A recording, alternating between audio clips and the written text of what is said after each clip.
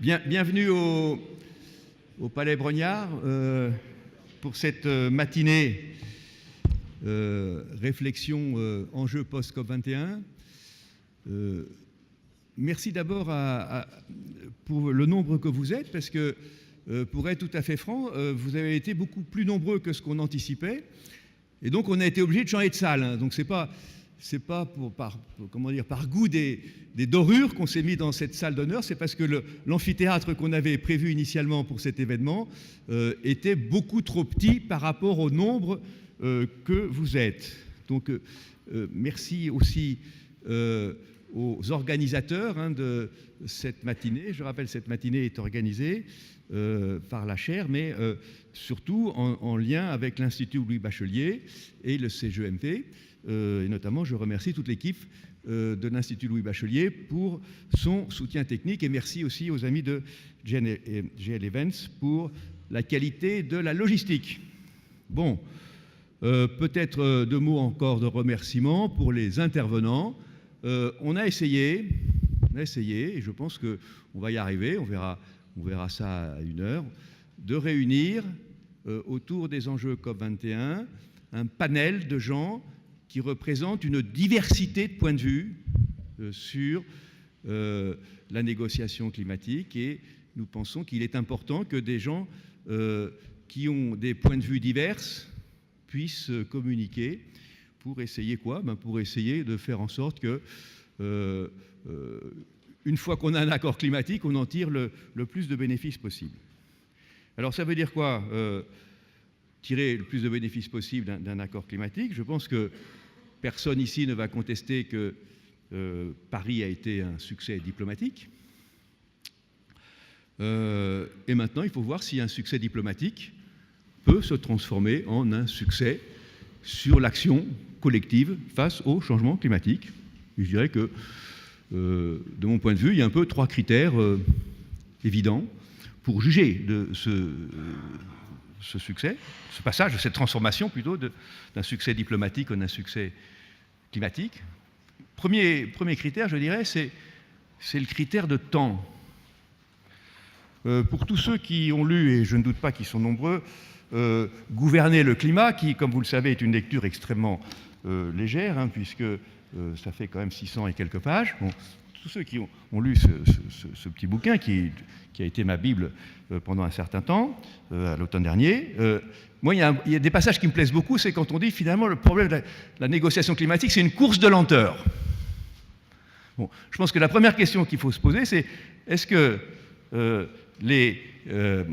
l'accord de Paris et le succès diplomatique de Paris peut enfin permettre de débloquer des choses pour qu'on cesse cette course de lenteur et qu'on aille un peu plus vite. Parce que bon, se mettre d'accord sur 2100, 2050, bon, ok, mais il faut quand même passer à l'action et vite. Bon.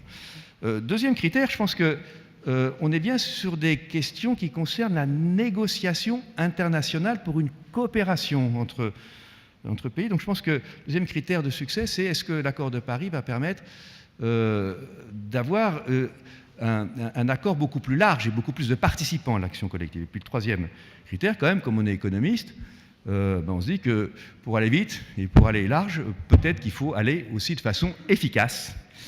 Et l'efficacité, pour nous, ça veut dire de réduire les coûts ou de trouver les meilleurs instruments, en tout cas, pour faire ces grandes transformations vers la société bas carbone. Alors, j'arrête ici mon introduction pour vous dire qu'on va essayer de traiter ces questions avec 2 tables rondes.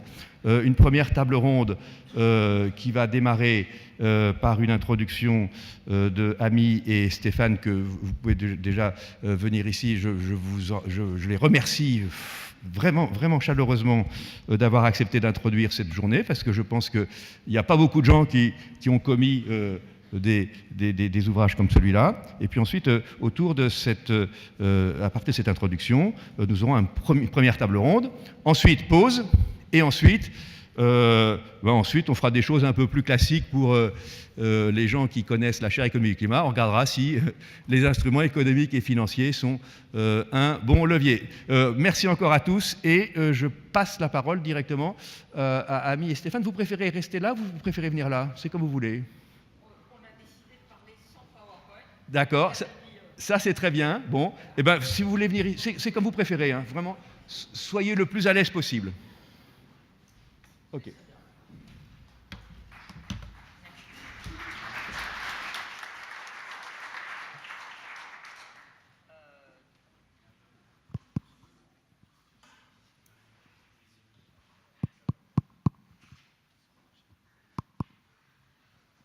Donc merci. Donc on parlera sans PowerPoint pour gagner du temps, comme nous l'a demandé Christian, et on alternera un petit peu à plusieurs reprises notre prise de parole en restant dans les temps. L'idée, c'est d'aller du caractère conjoncturel de l'accord en voyant des échelles de temps de plus en plus grandes et aussi des dynamiques de plus en plus profondes. Je crois que tout le monde est... D'abord, je voudrais dire que la COP21 a confirmé un caractère que dans notre groupe de recherche et aussi dans notre ouvrage, nous avons un peu qualifié comme étant un moment de climatisation du monde.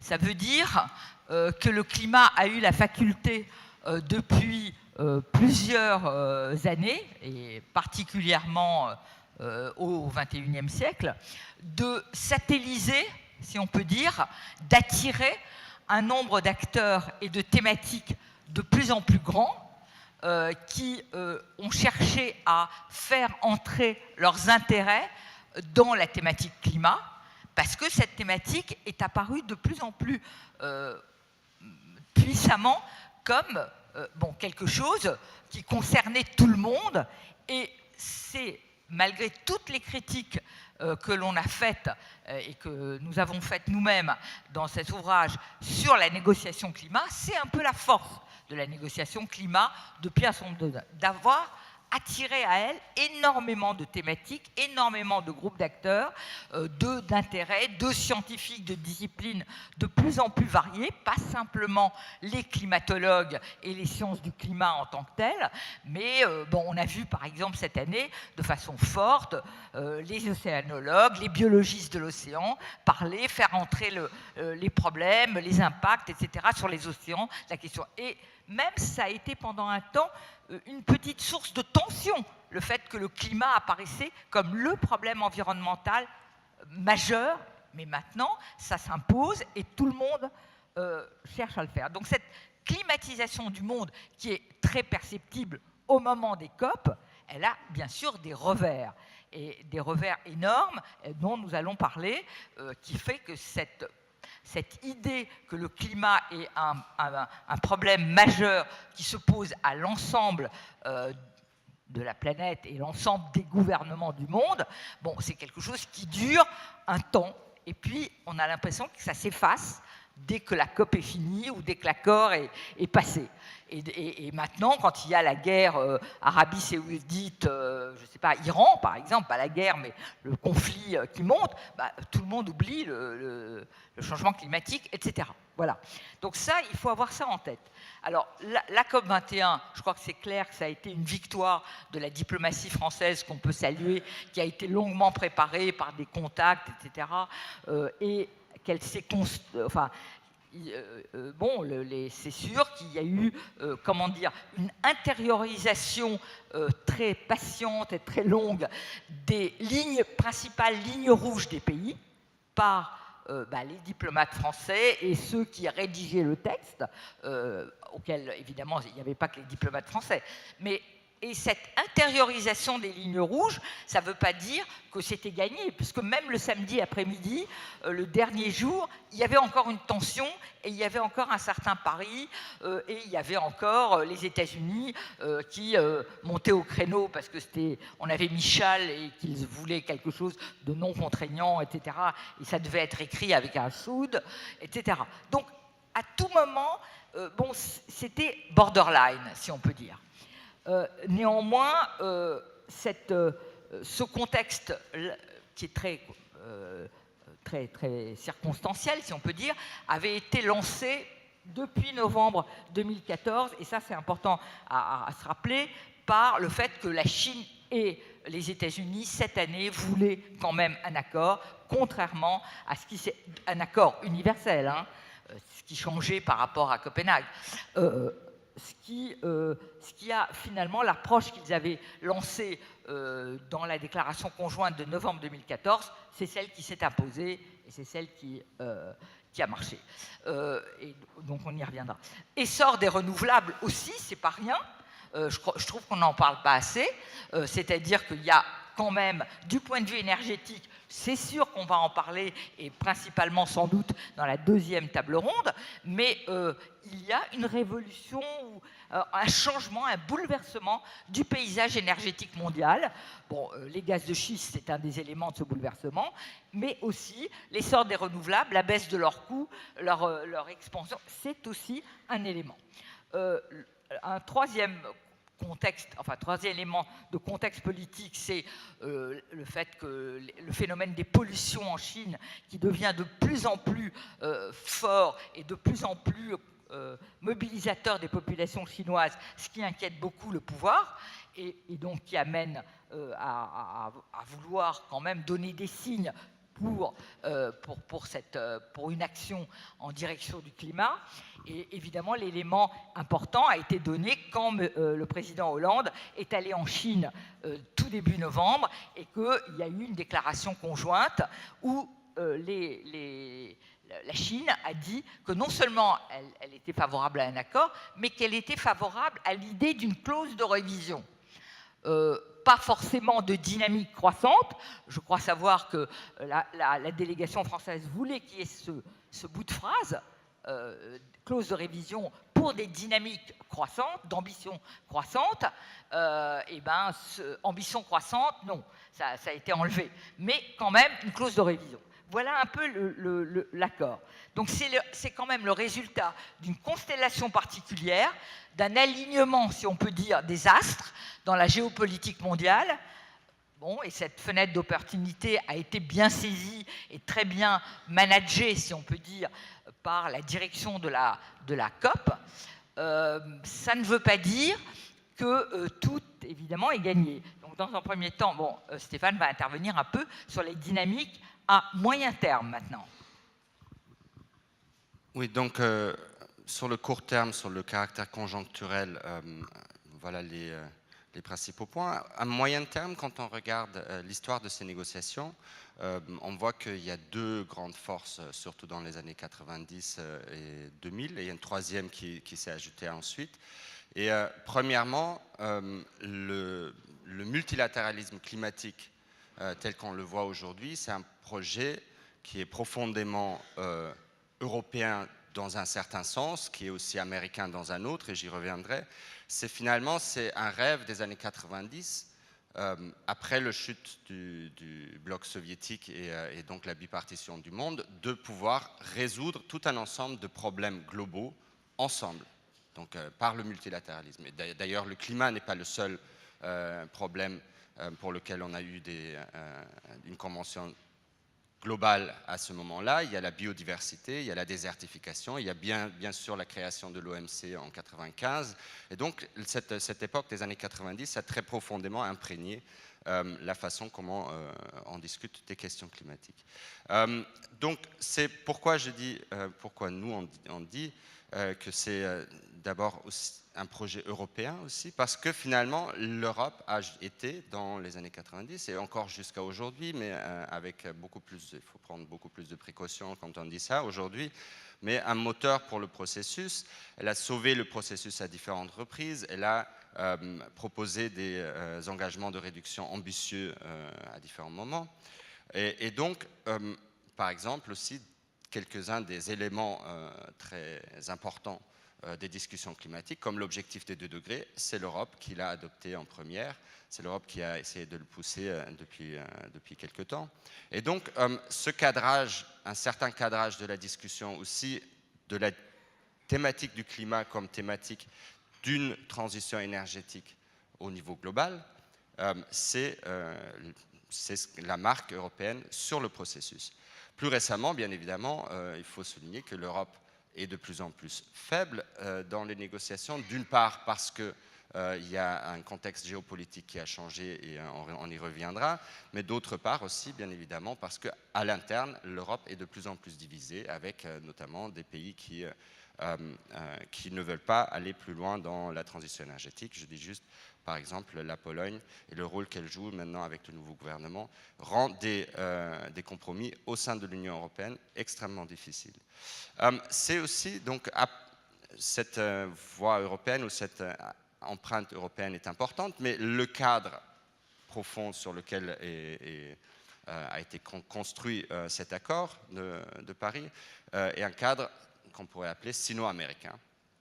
Et donc, cette construction non contraignante par le bas, par des contributions nationales des pays, avec une différenciation qui est maintenue mais en même temps assouplie, ce sont les lignes rouges finalement chinoises et américaines qui ont construit donc cet accord. Et ces lignes rouges, comme le disait Ami tout à l'heure, ont été intériorisées dans le processus depuis l'échec de Copenhague. Et c'est important puisque finalement, il y a quelque chose dans les sciences politiques, on appelle ça un cadrage discret. Donc il y a certaines choses qui ne sont pas visibles dans les négociations et qui ne sont pas mises sur la table, puisque, au fait, pour préparer la possibilité d'un consensus, la possibilité de parvenir à un accord, on sait que, par exemple, on ne va pas pouvoir parler de contraintes dans les négociations, plus maintenant en tout cas, en ce qui concerne la réduction des émissions. On ne va pas parler des énergies fossiles, et l'épisode qui a été rappelé entre le Schall et le Schud renvoie exactement à cette constat. Donc, le multilatéralisme climatique, à moyen terme, c'est un projet profondément européen, mais qui est construit à partir d'un cadrage correspondant aux lignes rouges américaines et chinoises. Oui, alors sur cette question de la géopolitique, je voudrais terminer toute cette petite présentation par une chose qui me paraît absolument nette, c'est qu'au cours de la COP21, on a vu, je crois que ça a été très clair pour tous les observateurs, ça n'a pas été dit du tout. Ça, c'est pas politiquement correct de le dire, mais nous, on a pris l'habitude de ne pas être politiquement correct. La coupure nord-sud, qui est la coupure qui avait été instituée évidemment depuis 1992 avec le sommet de la Terre de Rio, et ensuite inscrite dans le marbre avec la division pays de l'annexe 1 et pays non annexe 1. Les pays de l'annexe 1, c'était les pays développés et puis ceux en transition de l'ex-Union soviétique. Mais, et finalement, le protocole de Kyoto concernait les premiers, et toute la bataille a été de savoir comment on allait élargir aux autres. Mais ça restait quand même cette division-là. Et dans les pays du Sud, et bien sûr, on a le G77 plus Chine, qui au début est parti avec 77 pays plus la Chine, qui est aujourd'hui à 135 pays, et qui a été toujours le grand interlocuteur, si on peut dire, des pays développés, du processus. Or, cette année, il est apparu très clairement que le G77 plus Chine n'a plus aucun sens. Il continue à fonctionner comme ça. Bien sûr, il tient parce que la Chine est en même temps la deuxième puissance économique mondiale et le leader des pays en développement. En tout cas, elle se projette comme le leader des pays en développement et elle veut protéger, laisser la marge, etc., pour ne pas se couper des pays en développement pauvres. Mais il y a dans ce G77 plus Chine une multitude d'acteurs aux intérêts extrêmement variés. Vous trouvez la Chine, l'Inde, les petites îles, l'Arabie saoudite, certains pays, le Brésil, des pays donc émergents qui sont devenus très puissants, des pays très riches comme les pays fournisseurs d'énergie fossile qui ont leurs intérêts, qui est avant tout de ne pas penser à l'ère après fossile, parce que c'est quand même ça, et qui ont été, il faut le dire, des forces d'obstruction au cours de la COP21 à plusieurs reprises, s'opposant à un certain nombre de rewording, d'éléments de l'accord. On va en parler. Donc, si vous voulez, cette géopolitique, elle a profondément été transformée, mais on ne pouvait pas le dire. On ne peut toujours pas le dire. Or, à mon avis, c'est vraiment quelque chose de très grave quand on veut penser au plus long terme et aux clés de l'accord. Je prends l'exemple des 1,5 et 2 degrés. Vous savez que qu'il y a eu l'intégration dans le texte de l'accord, enfin discussion et intégration de l'objectif de 1,5 degré. 1,5 degré, c'est un objectif que les pays en développement les plus pauvres, les petites îles en particulier, mais pas seulement, les pays les moins avancés, ont porté depuis Copenhague. Depuis Copenhague, quand il y avait eu le clash et le petit accord très bref d'Obama, Premier ministre chinois, eh bien, il y avait eu dans la salle des cris et des hurlements pour 1,5 degré, on les sacrifiait, etc. Donc, mais ça s'était un peu perdu de vue, il faut bien le dire. Mais c'est revenu cette année au cours des sessions préparatoires à la COP à Bonn, etc. Et à Paris, ce qui s'est passé, c'est que finalement, la Malaisie, l'Inde aussi, mais qui intervenait moins ouvertement là-dessus, etc. Bon, beaucoup de pays se sont fait les porte-paroles de l'objectif des 1,5 degrés. Or,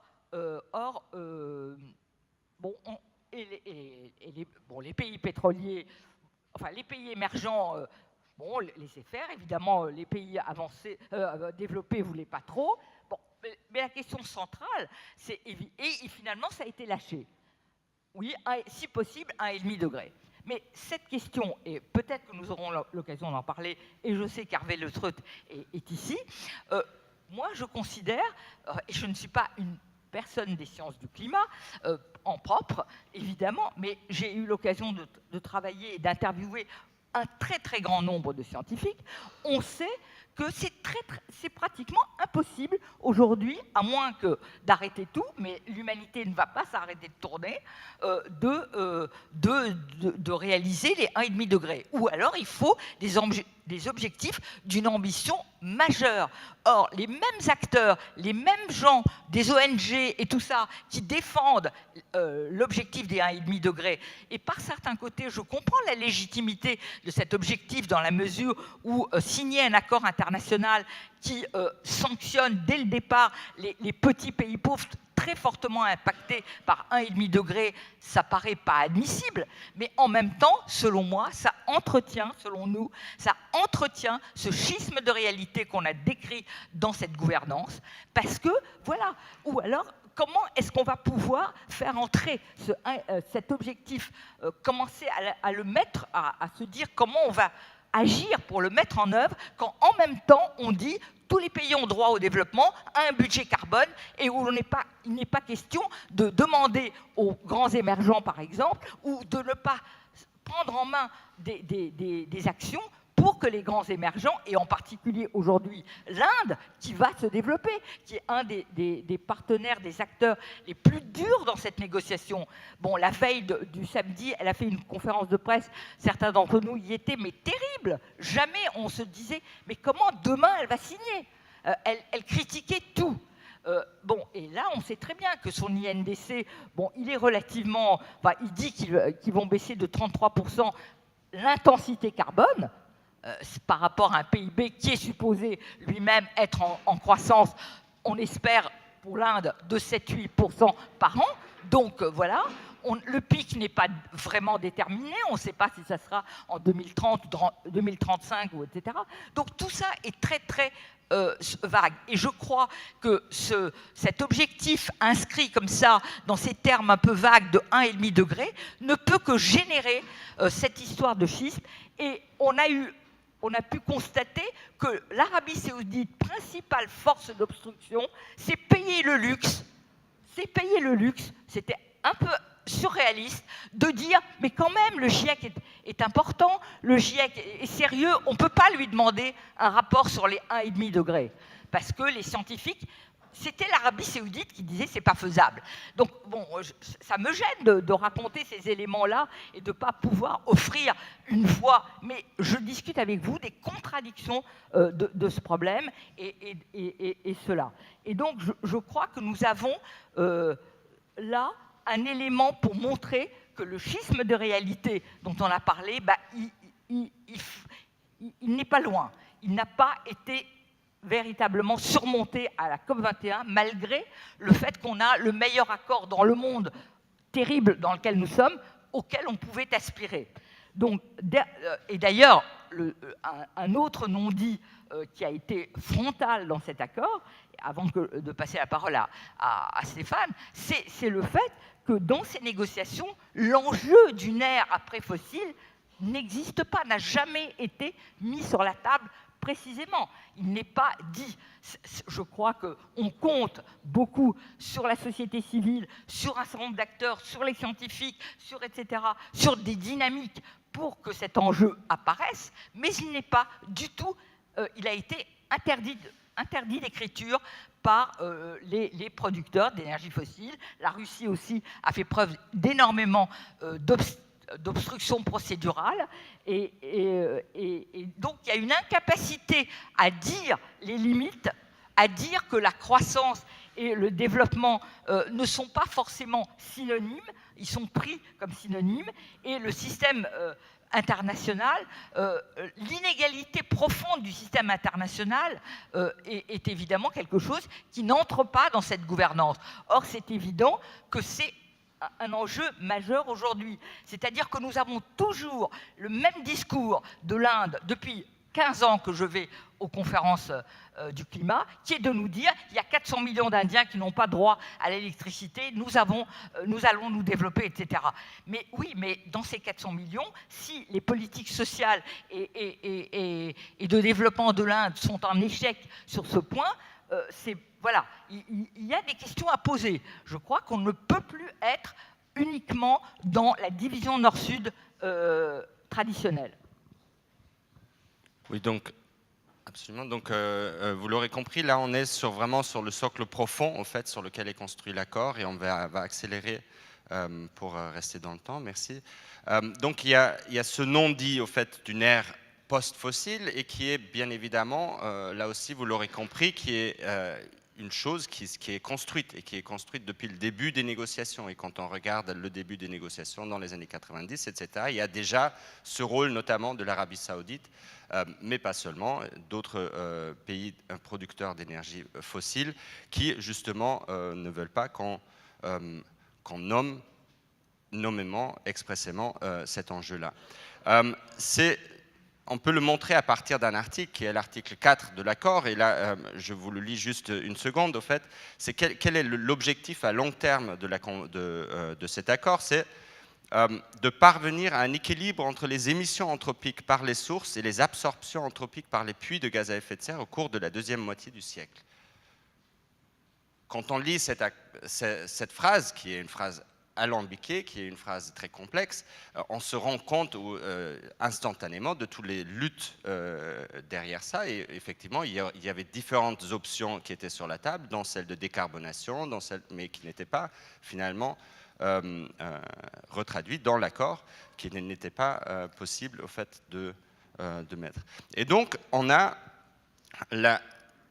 l'énoncé, au fait, l'accord veut être l'accord qui lance une transformation, mais il est incapable d'énoncer cette transformation, de dire en quoi précisément elle consiste, au-delà d'une formulation très, très vague. Et ça ouvre la porte, bien évidemment, avec cette formulation sur les puits et sur les sources, de tout ce que vous pouvez imaginer en termes de sauvetage technologique, en termes à défaut, au fait, d'une vision politique et sociale qui puisse faire consensus. On va encore une fois se remettre au long terme et aux potentialités technologiques, aux possibilités de, par exemple, de réaliser, et c'est dans tous les modèles aujourd'hui, dans tous les scénarios à long terme qui veulent respecter les 2 degrés ou voire les 1,5 degrés, vous avez un très très grand nombre d'émissions négatives, dites émissions négatives. Ça veut dire qu'on suppose que dans la deuxième moitié du siècle, on aura des technologies qui vont absorber plus de carbone qu'elles ne vont émettre. Et quand on regarde ce que ça veut dire en termes concrets, ça veut dire de très grandes surfaces qui vont être mobilisées pour la biomasse et ensuite pour le stockage du carbone, notamment, pas seulement. Mais de toute façon, économiquement et technologiquement, pour l'instant, on n'y est pas du tout, et donc c'est des promesses. On est sur cet ordre-là. Donc, Voilà pour le socle profond et sur cette pensée. L'impensé profond, il me semble, c'est vraiment celui d'un horizon d'un monde au fait en développement. Aujourd'hui, on parle de la Chine et c'est l'Inde qui commence, mais au fait, après l'Inde, il y aura d'autres pays, il y aura l'Indonésie, il y aura la Malaisie, il y aura les pays d'Afrique qui vont se développer. Et tant que ces pays-là se développent sur le même modèle occidental très fossiliste, bien évidemment, on n'aura pas, on s'en sortira pas, on ne sera même pas aux 2 degrés, mais plutôt à 3, 4, voire 5 degrés. Donc, je repasse la parole. Oui, je crois qu'il faut peut-être accélérer là. Je pense que l'accord qui dessine aujourd'hui ce qui semble possible. Pour moi, il y a 2 choses qui restent vraiment très importantes. Il faut absolument désenclaver cette gouvernance. C'est-à-dire que l'ONU, c'est bien, ça a donné peut-être le maximum de ce que ça pouvait donner, peut-être le maximum, parce que voilà, il y a des lignes rouges, c'est très lourd, c'est une fabrique de la lenteur, etc. Ça va continuer. Mais il faut absolument qu'ailleurs, à toutes les échelles et dans des configurations à géométrie variable, des acteurs d'ambition supérieure, de plus grande ambition, qui veulent prendre en main un certain nombre de choses, commencent à le faire et le fassent en entraînant progressivement d'autres. Et ça, c'est évidemment, je pense, quelque chose que nous discuterons dans la 2e table ronde et sur les questions économiques et financières, mais il faut que les choses avancent comme ça. C'est-à-dire on ne peut pas attendre sur tous les points que 195 pays se mettent d'accord, parce que c'est forcément un accord très mou et très long à obtenir. Donc il y a ce cadre témoigne quand même d'une prise de conscience un peu générale qui a cru, incontestablement, et de ce point de vue-là, on s'en réjouit, mais ça a sacrifié pas mal de choses. Ça a sacrifié, je crois, quand même, le court terme, le très court terme. C'est-à-dire que pendant, finalement, 10 ans, jusqu'à 2025, 2023-2025, il n'y a pas, en ce qui concerne en particulier les émergents, de surveillance réelle de ce qui va se faire. Puisque jusqu'en 2020, ils peuvent réitérer les mêmes INDC qui ont été donnés, certains l'ont été assez sérieusement, mais d'autres beaucoup moins. Et puis de toute façon, ils ne sont pas extrêmement ambitieux. Il y a beaucoup, voilà, même en ce qui concerne d'ailleurs l'Europe, malgré ce que Stéphane avait dit. L'Europe, les États-Unis, etc. Donc les pays développés sont censés, en 2020, avoir une première révision, mais les autres, c'est 2023 et 2025. Donc le court terme, or on sait bien, c'est ce que les scientifiques nous le disent et tout ça, il y a une course de vitesse, il y a une irréversibilité des choses. Tout ce qu'on émet maintenant, c'est irréversible, ça reste et ça s'accumule. Donc après, il ne suffira pas d'écrire sur le papier 1,5 degré comme si on tournait un bouton par rapport à 2 degrés. C'est très grave de laisser croire tout cela. Voilà, donc il faut d'autres configurations de gouvernance à travailler à divers échelons. Et puis, l'agenda des solutions, ça a été une première avancée, cette idée, c'est maintenant dans l'accord, c'est important, c'est très important, mais ça restait encore timide. C'est évidemment là que les choses doivent aussi se renforcer parce que c'est des exemples, c'est des idées, c'est aussi le fait que d'autres milieux, d'autres types d'acteurs, d'autres entreprises peuvent puiser des idées, investir dans des voies, etc. Mais aussi, je crois, et peut-être que je vais m'arrêter là avant de passer juste un dernier mot à Stéphane sur les questions de finances, qui sont plus le sujet de la table ronde suivante, mais quand même, c'est le fait qu'aujourd'hui, contrairement à ce qu'on a pu croire, politiser le climat, territorialiser les choses, désenclaver le processus, ce n'est pas créer des divisions, c'est mettre en évidence un certain nombre de problèmes qu'il nous faut affronter, plutôt que d'avoir des discours généraux lénifiants qui sont comme des tapis qu'on met sur toutes les contradictions que l'on a. Je vais être extrêmement bref. Donc, sur la question financière, juste un mot pour peut-être lancer le débat aussi. C'est parce que c'est un bel exemple, je pense, sur cette approche que nous avons sur le long terme et donc sur la question en fait des dépendances au sentier, comment des choses sont cadrées d'une certaine façon et interdisent au fait de mettre sur la table peut-être les vrais enjeux. Sur la question des finances, il y a ce chiffre qui circule qui sont les 100 milliards et c'est essentiellement autour de ça qu'on discute et c'est déjà très difficile d'y parvenir. L'origine de ces chiffres, c'est quoi?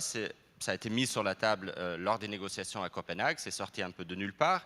Et surtout, ça a été mis sur la table dans un contexte où on voulait assurer l'adhésion des pays en développement à l'accord de Copenhague.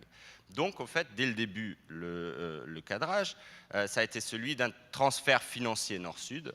Ça a été celui du modèle, au fait, de l'aide au développement, d'une certaine façon, pour certains du principe pollueur-payeur, mais beaucoup plus quand même de l'aide au développement. Or, bien évidemment, ce cadrage est là pour beaucoup d'entre vous, je ne raconte rien de nouveau, mais occulte une question essentielle qui est celle, au fait, de la réorientation beaucoup plus vaste des flux financiers dans l'économie mondiale. Que, bien évidemment, ce cadrage de la question financière, en termes de nord-sud uniquement et d'aide au développement, ne permet pas d'adresser. Et on sait que dans cette réorientation des flux financiers, il faudrait plutôt 8 à 900 milliards pour mettre en œuvre cette transition globale. Donc beaucoup plus que le chiffre de 100 milliards qui circule. Il y a un moment dans l'accord où ça transparaît quand même, c'est l'article 2C, qui est dit qu'il faut rendre les flux financiers compatibles avec un profil d'évolution vers un développement à faible émission de gaz à effet de serre et résilient au changement climatique. Donc réorienter les flux financiers, c'est bien, ça dit ce dont il s'agit, mais bien évidemment, là encore, comme pour les 1,5 degrés, même si on dit de quoi il s'agit d'une certaine façon, les moyens pour les mettre en œuvre ne sont pas donnés dans l'accord. Et bon, on verra, il y a différentes propositions qui ont été faites à l'amont, d'économistes et autres, mais ce qui est très important, c'est de voir au fait le long terme jusqu'à ce que de telles propositions puissent entrer dans la façon comment on discute ces choses et donc dans les COP. Et donc, on pense que soit ces propositions n'étaient pas mûres politiquement, je dis bien politiquement, avant la COP 21, soit elles étaient tout à fait décalées, trop décalées par rapport au cadrage de ces questions financières dans les COP. Merci beaucoup.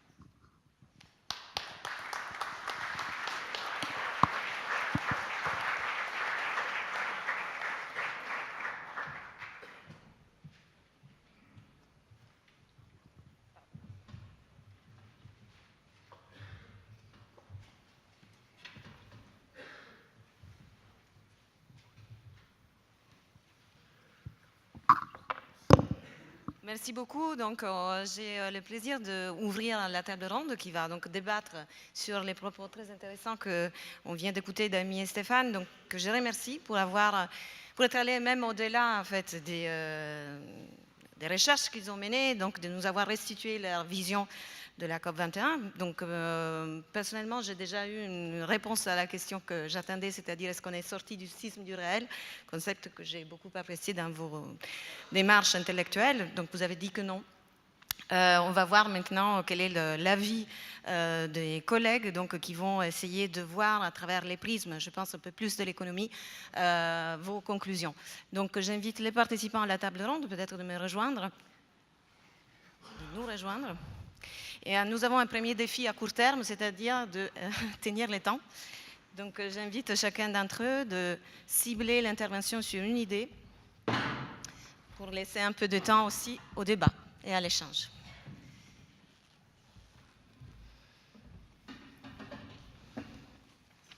Et puisqu'on était voisins dans la première ligne, je vais demander à M. Sterner d'ouvrir le débat. Ça marche? Oui, ça marche? Parfait. Merci beaucoup pour l'invitation. Je vais essayer d'aborder quelques questions. D'abord, qu'est-ce qu'on a achevé à Paris, dans le COP? Et est-ce qu'on a trompé les petits pays avec tout ça de 1,5 degrés? Et qu'est-ce qu'on doit faire maintenant? Et j'aimerais commencer par deux faits que je crois sont importants de se souvenir toujours. C'est d'abord que le problème climatique, c'est un problème de stock et pas de flux. Si on va résoudre et stabiliser le stock, il faut complètement arrêter d'émettre de carbone, surtout dans les pays riches. Donc c'est zéro que nous visons. Et en fait, en Suède, il y a un débat sur ce sujet. Il y a des enquêtes publiques sur comment décarboniser le système de transport avant l'année 2050, complètement, avec des plans de où mettre les stations pour charger les véhicules électriques, tout ça. Mais je ne le vois pas dans beaucoup d'autres pays. Donc, je crois qu'on n'a peut-être pas tout à fait compris les défis de sciences naturelles. En fait, il faut complètement arrêter de brûler des fuels combustibles. Surtout, on ne l'a pas compris aux États-Unis, où on est dans une révolution fossile, technologique, et on est tout à fait content que le prix d'essence est bas et que le gaz de schiste marche très bien. Et d'ailleurs, on a un programme climatique, de politique climatique, mais ça, ce n'est pas tout à fait cohérent. L'autre fait que je crois important, c'est que en fait, les négociations, c'est un conflit d'intérêts politiques. L'Inde et les pays pauvres, les pays des émissions qui sont très bas, ils veulent une espèce de justice, où nous voulons tous de justice, mais eux, ils ont une conception de justice qui dit qu'il faudrait qu'on émet plus ou moins le même, tous, qu'on a le même droit à l'espace climatique.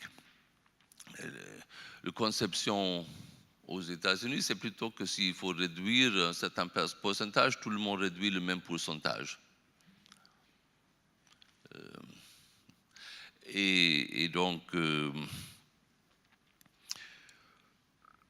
pour retourner à la question, qu'est-ce qu'on a achevé? Tout le monde était à célébrer au COP et la presse a dit que c'était un grand accord. Et je suis partiellement d'accord, mais il faut noter que les actions des compagnies charbonnières n'ont pas tombé cette semaine. Les prix de charbon, pétrole non plus. Il n'y a pas eu de réaction sur les bourses. C'est une signe qu'on en a fait. En effet, on n'a pas achevé autant comme on aurait voulu. Il n'y a pas eu de décision sur la chose la plus fondamentale, en fait, que c'est une vision d'avoir un prix sur les émissions. Je sais qu'il y a eu beaucoup de débats, trop peut-être, sur le rôle d'un prix unique, partout le même, tout ça. Mais il n'y a pas de discussion du tout, presque.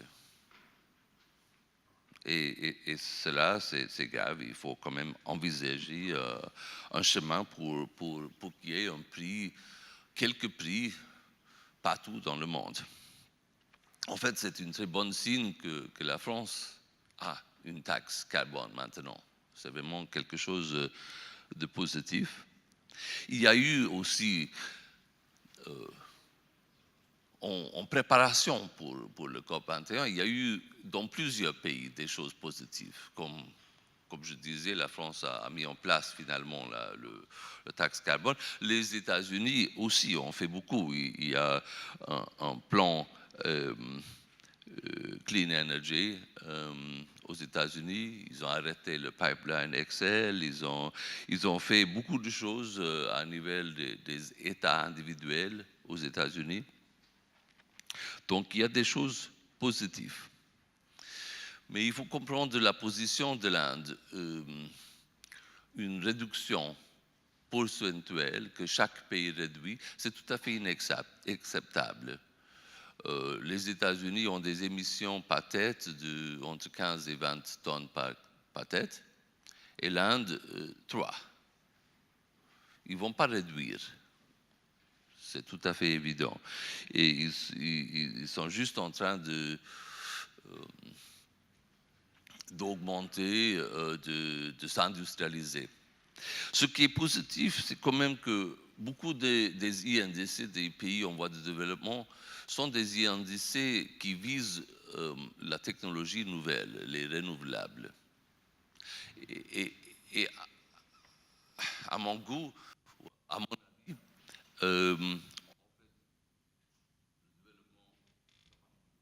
non, peut-être on peut changer. Il faut les technologies. Ça marche pas, non? Oui, ça marche.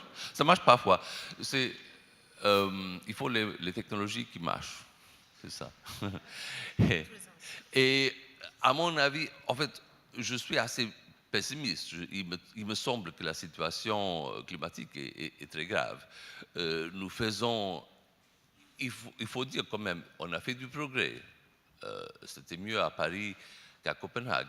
Mais c'est une avance assez petite dans presque une dizaine d'années. À ce rythme-là, nous ne résoudons pas les problèmes climatiques. J'ai fait des calculs pour achever 1,5 degré. Il faudrait, si on commence l'année 2020, il faudrait une réduction globale de 6% par an. Et là, on achève peut-être 1,7 degré, pas 1,5. Mais 1,7, ça serait bien. Mais 6% par année, à la même fois que l'Afrique et l'Inde vont augmenter leurs émissions, ça veut dire qu'aux États-Unis, il faudrait réduire 12%, plus ou moins. Bon, je ne crois pas que ça arrive. Donc, il faut bien voir qu'on a peut-être un peu trompé quelques pays. Ils vont se fâcher quand ils se rendent compte de ça. Mais du côté positif, nous avons un peu de la chance. Les technologies renouvelables, ils marchent très bien. C'est étonnant, c'est difficile, il faut regarder de près. Je vous conseille de regarder les statistiques sur l'énergie éolienne. Danemark, je sais que c'est infiniment petit, mais c'est quand même un pays. Ils ont eu 42% de l'énergie électrique vient du vent l'année passée, 2015. On disait il y a quelques ans que 5% c'était une limite pour ce qui était possible dans un pays, pour les raisons d'intermittence et des autres raisons. Mais c'est 42% déjà. Et l'Allemagne, qui est un pays qui consomme beaucoup d'électricité, est très lourde et pas très ensoleillée, ils ont déjà 7-8% de l'énergie solaire. Bon, il y a des espoirs. Et je crois que le plus important qu'on a achevé à Paris, c'est qu'en fait, on a réussi à avoir des plans individuels. Je crois que les INDC sont quand même importants. On a eu un engagement des pays. Et le prix Nobel, Elinor Ostrom, elle parlait souvent de l'importance de rassembler tous les pays ou les acteurs intéressés autour d'une table et de se mettre d'accord sur un point de départ. Et je crois qu'on a fait ça à Paris. Je crois que dans l'avenir, s'il y a besoin de contraindre beaucoup plus les émissions, on a les INDC comme un point de départ. Une réduction pourcentuelle à partir des émissions aujourd'hui serait inacceptable pour les pays pauvres. Mais une réduction pourcentuelle à partir des INDC n'est pas si inacceptable, parce que les pays individuels ont quand même proposé les INDC comme acceptables. Si tout le monde doit globalement réduire, on peut prendre les INDC comme un point de départ. Mais il faut faire vite parce qu'il faut, il faut en fait une réduction assez grande des émissions dans les INDC. Oui, merci beaucoup.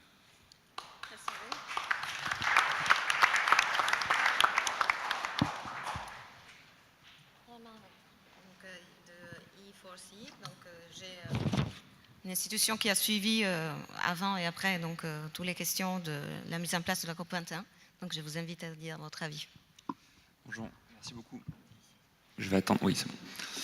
Merci beaucoup. Donc, je travaille pour I4C, Institute for Climate Economics, qui est le think tank créé par la Caisse des dépôts et l'AFD pour discuter des questions de politique climatique au sens large. Et donc, nous, on suit depuis un petit moment les négociations internationales comme d'autres sujets. Et pour revenir à ce qui a été dit ce matin, on parle beaucoup de temps, de lenteur. Enfin, il faut aussi se reposer les questions comme elles le sont. C'est un processus qui a 20 ans, ça peut paraître beaucoup, ça peut paraître pas beaucoup. Mais ce qu'on a essayé de montrer dans la petite publication que vous avez eue à l'entrée, c'est qu'en 20 ans, les positions, les idées, les actions ont quand même beaucoup évolué par rapport à d'autres sujets. Vous pouvez prendre l'OMC par exemple, qui est aussi à une grosse vingtaine d'années. Je ne suis pas certain que les négociations sous l'OMC avancent aussi vite qu'elles avancent sur le climat. On critique beaucoup les négociations sur le climat, en disant que ce n'est pas assez pratique, etc. Ça reste un sujet qui doit se discuter à 195 pays, bientôt 196.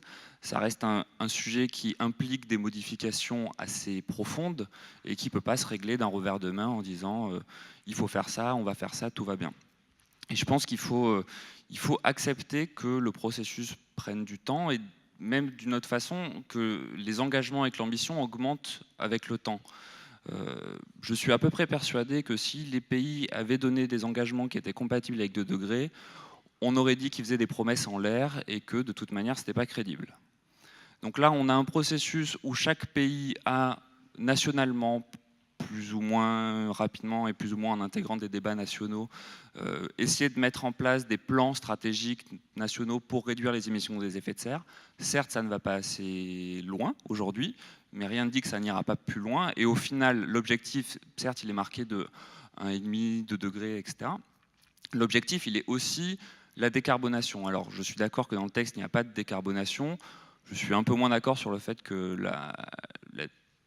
de dire un équilibre entre source et puits soit forcément complexe à comprendre. Ça veut dire que tout ce qui est positif plus tout ce qui est négatif doit faire 0 au maximum. Et tout d'activité humaine.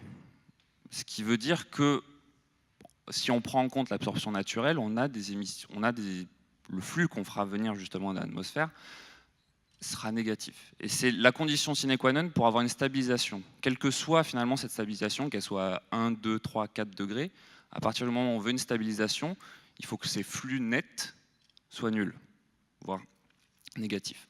Et ce qui va jouer sur le 1, 2, 3, 4 degrés, c'est la rapidité avec laquelle on va faire. Donc aujourd'hui, c'est ça, c'est un enjeu de rapidité, et on peut comprendre aisément que la rapidité des pays diffère et que certains soient plus prêts à aller plus vite. Et le rôle des négociations internationales aujourd'hui, c'est pas d'obliger les pays, parce que ce serait un vœu pieux, et on parle beaucoup d'accords contraignants, etc., protocole de Kyoto. Enfin, le protocole de Kyoto, au final, il n'était pas beaucoup plus contraignant que ça. Un pays qui ne répond pas aux engagements du protocole de Kyoto, so what, pas plus qu'aujourd'hui. Donc il faut accepter qu'on est dans un monde complexe et qu'il faut arriver à convaincre, et qu'une manière de convaincre, c'est de se coordonner, de dire comment on va compter, de donner des rendez-vous tous les 5 ans pour donner de la dynamique, et pour justement peut-être prendre le point le plus positif de ces négociations, c'est que ça met des rendez-vous. C'est que de temps en temps, on va parler du climat. Alors certes, ça capte peut-être au détriment d'autres sujets, mais au moins, on parle du climat. Et donc, ce qui est fait avec ces histoires de 5 ans, c'est ça. Après, je suis aussi un peu moins pessimiste sur le côté de « il ne se passera rien jusqu'en 2025 », parce qu'il y a l'accord qui, lui, s'applique une fois qu'il est ratifié, mais il y a aussi les décisions de la COP, qui, elles, sont d'application immédiate. Et dans ces décisions, il y a des choses qui correspondent plus ou moins à la mise en place transitoire de ce qui est dans l'accord. Donc il ne faut pas penser qu'on s'est dit 2025 et puis d'ici là on s'endort et puis de toute manière les gens qui travaillent sur le climat ils vont commencer à travailler sur autre chose, etc.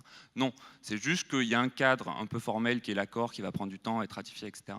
Mais entre-temps, les gens vont continuer à travailler et rien n'empêche un pays d'aller plus loin. On n'est pas sur quelque chose qui dit on ne fait rien jusqu'en 2025 et on n'augmente pas l'ambition.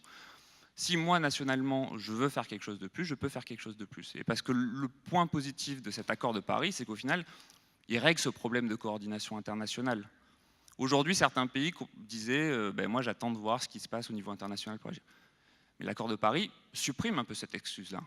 Il donne un cadre, il donne un objectif, il dit où on doit aller, il dit maintenant c'est à vous. Et quand il dit c'est à vous, il le dit aux États, mais il le dit aussi à d'autres acteurs. Et c'est là encore un point positif de l'accord de Paris, c'est que, en fait, il prend les avancées qu'il y a eu au niveau international et il dit plus ou moins, après il y a des choses qui ne se règlent pas au niveau international.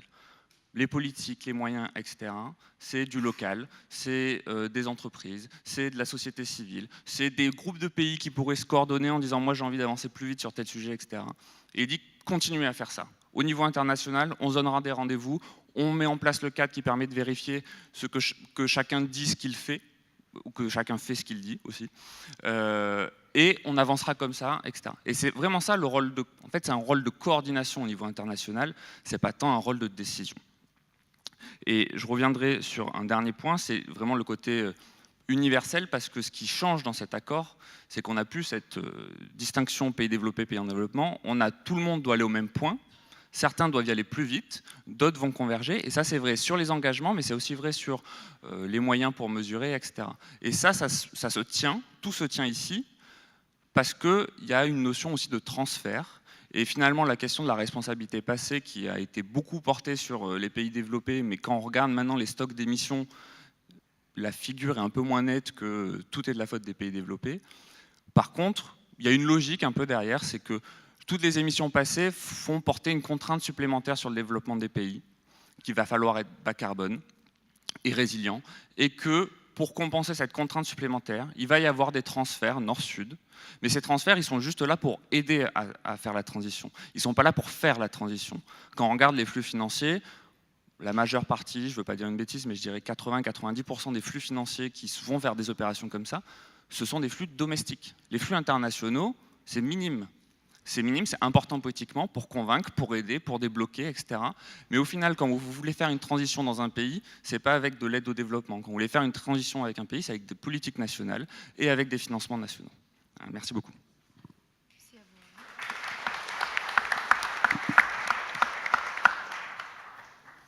Tu peux garder le microphone. Donc, Raphaël Trottignon de la chaire économie du climat, qui a aussi beaucoup travaillé sur les questions du prix carbone notamment. Oui. Bah, je vais répéter. Raphaël Trottignon, donc de la chaire économie du climat, et Anna disait qu'il a beaucoup travaillé sur les problèmes de négociation climatique et de tarification du carbone, donc je confirme. Merci Anna. Bonjour à tous. Déjà, je vais commencer par une petite remarque anecdotique, mais il y a 196 parties négociantes et vous êtes un peu plus de 200 aujourd'hui dans la salle, donc on est à peu près on représente un peu, pour ceux qui ont du mal à visualiser ce que c'est que de se mettre d'accord à l'unanimité à 200, voilà. Retournez-vous et regardez un peu le nombre de personnes que ça représente. Donc on voit un peu le défi qu'on a devant nous. Et je ne suis pas sûr que si on se fixait rendez-vous dans 25 ans et qu'on avait pour but de trouver un accord, je ne suis pas sûr qu'on y serait forcément arrivé. Donc on voit ce que c'est. Moi, je vais retenir un peu, Anna nous a demandé de retenir une idée principale des intervenants précédents, et je vais prendre la même qu'elle, c'est-à-dire la notion de schisme, et que je vais peut-être traduire en des termes peut-être un peu moins...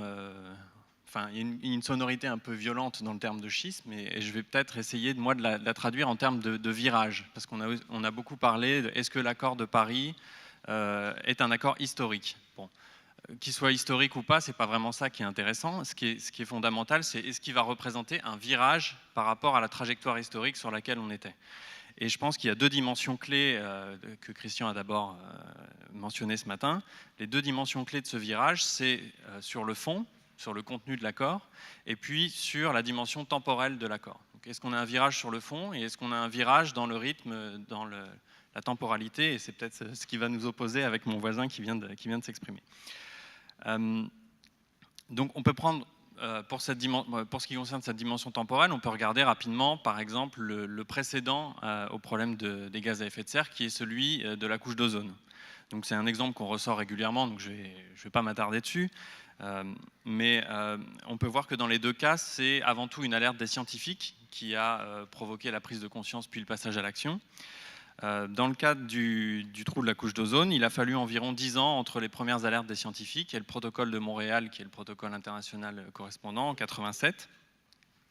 Donc on voit qu'il y a 10 ans déjà, entre le signal d'alerte et l'action coordonnée, il y a à peu près 10 ans qui se passent. Donc c'est un début, et puis après, il y a le problème, et on tente de résoudre le problème, et puis après, il y a l'inertie scientifique, mécanique de la nuisance, qui fait que, encore aujourd'hui, le trou de la couche d'ozone existe, et il faudra attendre 50 à 100 ans pour qu'il se résorbe. Donc on voit qu'entre les années 70, où on commence à lever l'alerte, et la résolution finale du problème, en passant par le créneau international, il s'écoulera plus de 50 ans, et facilement 100 ans. Donc ça, c'est pour la dimension temporelle. Sur le fond, en quoi le protocole de Montréal a représenté un virage par rapport au passé? Ce qu'on dit dans notre livre avec Christian, c'est qu'il y a 3 piliers, en gros, pour un bon accord international qui font qu'il y a un virage sur le fond. Le premier pilier, c'est une trajectoire de réduction des émissions ambitieuse qui permet d'atteindre les objectifs fixés et surtout qui couvre l'intégralité des acteurs concernés. Le deuxième pilier, c'est un système fiable et indépendant de mesure, de reporting et de vérification des émissions, puisqu'il faut pouvoir suivre le problème à mesure qu'il se produit pour bien lutter contre. Et le troisième, c'est un instrument économique qui va déjà donner les bonnes incitations vis-à-vis de l'objectif qu'on se fixe et des changements dans les règles économiques qu'on veut instaurer, et aussi qui va crédibiliser les engagements pris dans le premier pilier, qui étaient les engagements de réduction. Donc le parallèle s'arrête ici entre la couche d'ozone et les gaz à effet de serre, puisque vous voyez bien que ce n'est pas du tout le même problème, et on pourrait discuter de pourquoi ce n'est pas forcément un bon exemple. Mais en tout cas, on voit qu'il y a une dimension temporelle qui est cruciale, et 3 piliers sur lesquels il faut insister. Alors j'en viens maintenant aux gaz à effet de serre, donc l'approche historique, la trajectoire historique. 1988, la création du GIEC, 1990, le premier rapport du GIEC, 1992, la Convention climat, 1997, le protocole de Kyoto. Donc on voit que là aussi, c'était peut-être un peu une mode du temps, mais on a une alerte des scientifiques et une prise de conscience assez rapide au niveau international, puisqu'en 10 ans, on passe des premiers constats scientifiques à un protocole international. Alors par contre, le protocole de Kyoto n'est pas vraiment le strict équivalent du protocole de Montréal. Et on pourrait qualifier le protocole de Kyoto et les échecs qui ont suivi du fait que l'accord de Kyoto était un peu unijambiste. Et malgré la rapidité de l'action au début, donc on voit qu'en 10 ans, enfin rapidité, tout est relatif, mais en 10 ans on passe du constat scientifique au protocole, c'est à partir du moment où le protocole de Kyoto est discuté que les premiers grains de sable viennent se mettre dans la machine de négociation climatique, puisque le protocole va mettre 8 ans à être effectivement ratifié. À l'arrivée, les États-Unis manqueront alors qu'ils faisaient partie des débats au départ. Et puis, c'est un protocole qui ne couvre que la moitié, en gros, des émissions mondiales, enfin même pas la moitié, mais quelques pays, et qui n'a pas de cible de long terme permettant de résoudre un problème avec un objectif global. Il n'a qu'un objectif pour 2008-2012 sur une partie des pays.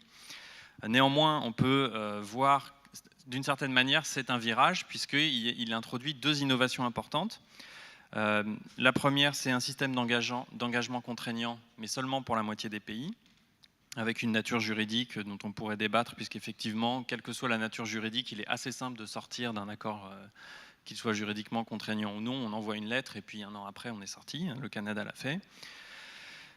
Mais on voit que ce qui fait la crédibilité d'un accord, c'est moins sa forme juridique que les instruments qui vont y être adossés, que ce soit les instruments économiques ou que ce soit les instruments de mesure et de reporting qui y sont associés. Et la deuxième innovation majeure, c'est le système d'échange de permis couplé à 2 mécanismes de projet qui avaient été introduits. Le système de permis n'a évidemment pas délivré les résultats attendus, puisqu'il a probablement accéléré les politiques climatiques dans certains pays, mais du fait de la non-ratification par les États-Unis et du surplus accordé notamment à la Russie, il a eu du mal à créer une véritable demande. Et les mécanismes de projet, qui pour la plupart ont été un succès, mais qui malheureusement n'ont concerné que les pays émergents et pas les pays les moins avancés, on a vu que pour que ces mécanismes de projet soient un succès, et ça c'est un point assez important, il faut qu'ils soient adossés à une source de demande. Et donc par conséquent, si la source de demande n'est pas là, les mécanismes de projet peuvent être aussi bien designés qu'on le veut, ils ont du mal à porter leurs fruits. Donc les deux défauts majeurs de l'approche de Kyoto, c'était l'absence de visibilité de long terme et surtout le caractère un peu unijambiste, alors que l'essentiel même du problème sur les 50 ans à venir, il va plutôt venir des pays émergents et des pays en voie de développement. On fait un saut dans le temps et je vais peut-être accélérer, donc je vais peut-être passer Copenhague puisque ça a été bien commenté et puis vous voyez à peu près ce qu'il y a dedans. Et puis je vais en venir à Paris et on peut regarder est-ce que l'accord de Paris, de ce point de vue temporel et de ce point de vue des trois piliers sur le fond, a provoqué un virage. En ce qui concerne les engagements sur les trajectoires ambitieuses qui concernent tous les pays, bon, on a à la fois progressé et à la fois reculé. Je m'explique. Ambitieuse, oui, puisque l'objectif de 2 degrés est mentionné. On a même 1,5 degré comme possibilité qui est évoquée, donc c'est plutôt positif. Par contre, sur les engagements, on a un peu rétrogradé, c'est-à-dire qu'on est passé d'engagements, on va dire, uniformes et un peu centralisés vers un processus beaucoup plus décentralisé et un peu plus flou, dont la mesure va dépendre des progrès qui vont être effectués sur les MRV.